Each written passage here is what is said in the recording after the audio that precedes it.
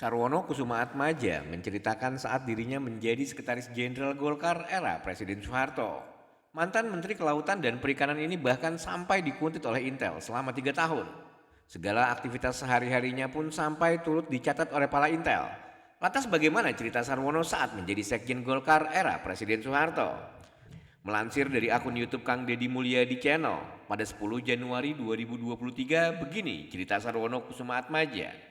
Sarwono menceritakan saat itu ia ditunjuk langsung oleh Presiden Soeharto untuk menjadi Sekjen Partai Golkar. Padahal posisi itu sebenarnya hak militer. Pria yang masih sehat di usia senja itu mengatakan bahwa ia menjabat sebagai Sekjen Golkar di masa kepemimpinan Ketua Umum Sudarmono.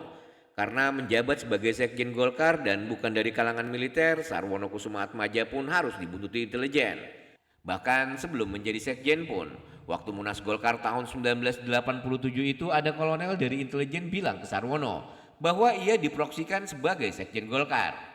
Saat itu M. Yusuf yang menjadi Panglima TNI, Deddy Mulyadi kemudian menimpali bahwa M. Yusuf sangat populer, jujur, sederhana, punya integritas yang sangat tinggi. Setelah benar menjadi Sekjen Golkar, Sarwono sempat mendatangi Benny Murdani untuk berterima kasih karena telah didukung. Bukan hanya berterima kasih, Sarwono Kusumaatmadja juga hendak menanyakan alasan militer percayakan jabatan Sekjen Golkar pada dirinya. Namun Benny Murdani justru minta Sarwono menanyakan langsung pada orang yang menyuruh, yakni Presiden Soeharto.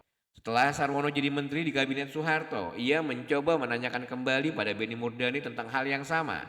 Kali ini Benny Murdani menyerahkan laporan intelijen tentang diri Sarwono Kusumaatmadja saat ia menjabat sebagai Sekjen. Sarwono mengaku bahwa data intelijen itu memuat semua aktivitasnya dari tahun 1979 sampai 1983. Isinya tidak cuma persoalan riwayat hidup, lingkaran sosial, dan silsilah keluarga, tapi juga statement di media. Statement itu dijadikan bahan analisis oleh militer. Setiap pertemuan dengan orang per orang juga dicatat, mulai dari jam sampai detiknya. Semua lengkap.